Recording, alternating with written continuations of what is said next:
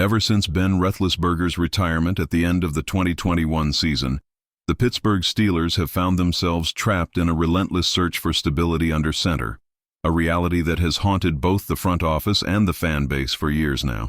Roethlisberger, who had been a constant presence and a two-time Super Bowl champion, left behind not only a legacy of toughness and leadership, but also a void that proved nearly impossible to fill. The Steelers cycled through quarterbacks, tested new faces, and flirted with rebuilding phases, but nothing seemed to stick.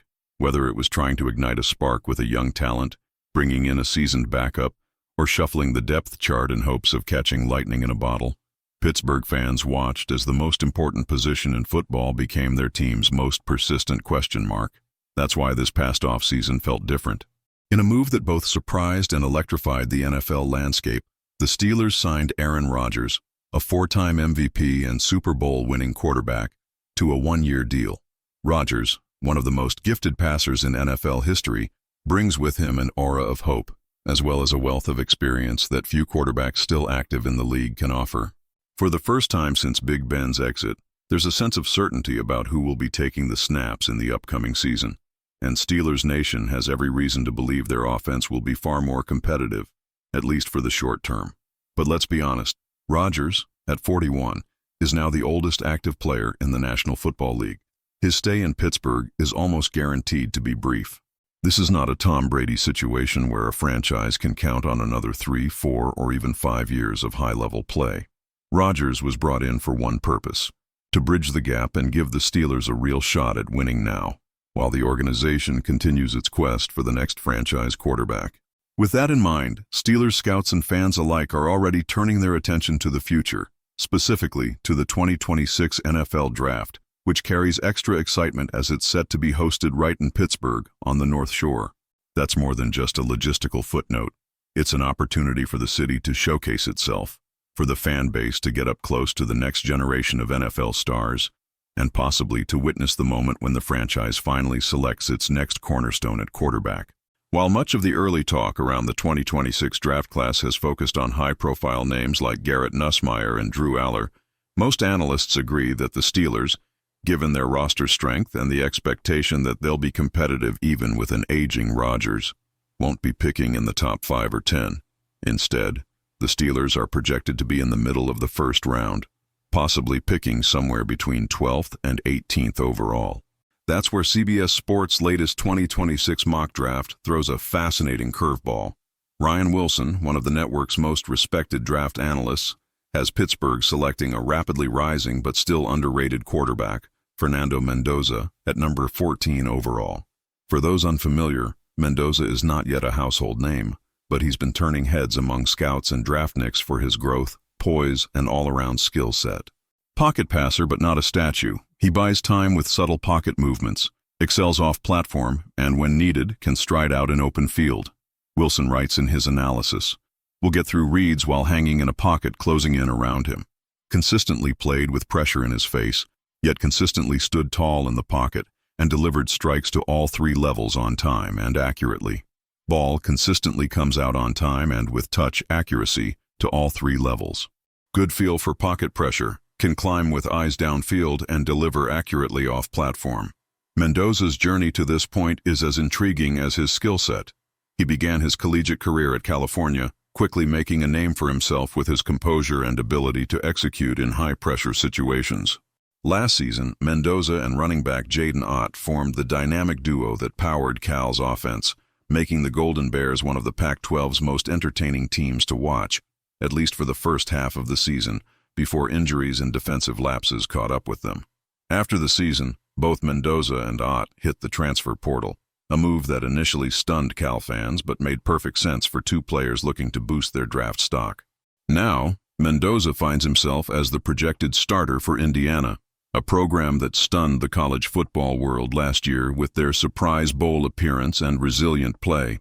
The expectation is that, with Mendoza at the helm and Ott in the backfield, Indiana could be one of the sleeper teams in the Big Ten, with Mendoza getting the national exposure and big game reps that scouts love to see in a draft prospect. So, what does this all mean for the Steelers? First and foremost, it means that while the Aaron Rodgers era is likely to be short-lived, It's not a stopgap without a plan. Pittsburgh is setting itself up to hand the keys of the franchise to a quarterback who not only has the physical tools, size, arm talent, mobility, but who has also shown the kind of mental toughness and leadership that is essential to survive and thrive in the NFL. The front office's willingness to go after a riser like Mendoza, rather than reaching for a bigger name, could pay dividends. The league is full of quarterbacks who flew under the radar in college but became stars when given the right environment and coaching. And let's not overlook the symbolic value. If the Steelers do end up selecting Mendoza with the draft in their own backyard, it could be the start of a new era, not just for the franchise but for the city itself. Imagine the energy in Pittsburgh when the commissioner walks up to the podium, with the city lights shimmering off the rivers, and announces the Steelers' pick. A new hope, a new direction, and maybe, just maybe, the next face of the franchise. Of course, none of this is set in stone. The NFL is a league built on unpredictability. Injuries, trades, breakout seasons, and dramatic falls can all reshape the draft landscape in an instant. Rodgers could surprise everyone and play at an MVP level, leading the Steelers deep into the playoffs, or he could suffer an injury that forces the team to pivot even sooner. Mendoza himself has plenty left to prove. He'll face new competition in the Big Ten, and the pressure of living up to growing hype as the draft approaches.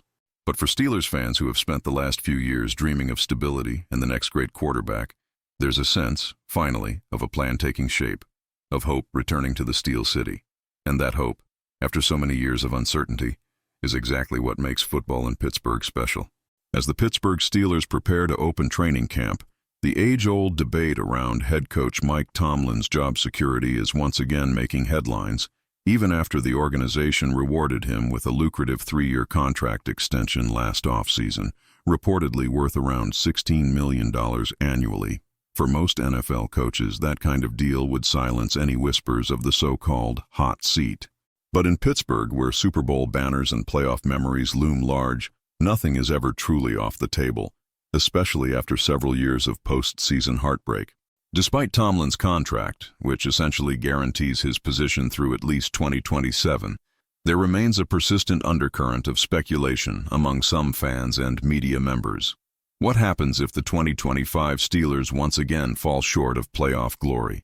Could the unthinkable actually happen, and the franchise part ways with one of the NFL's most respected, longest-tenured coaches?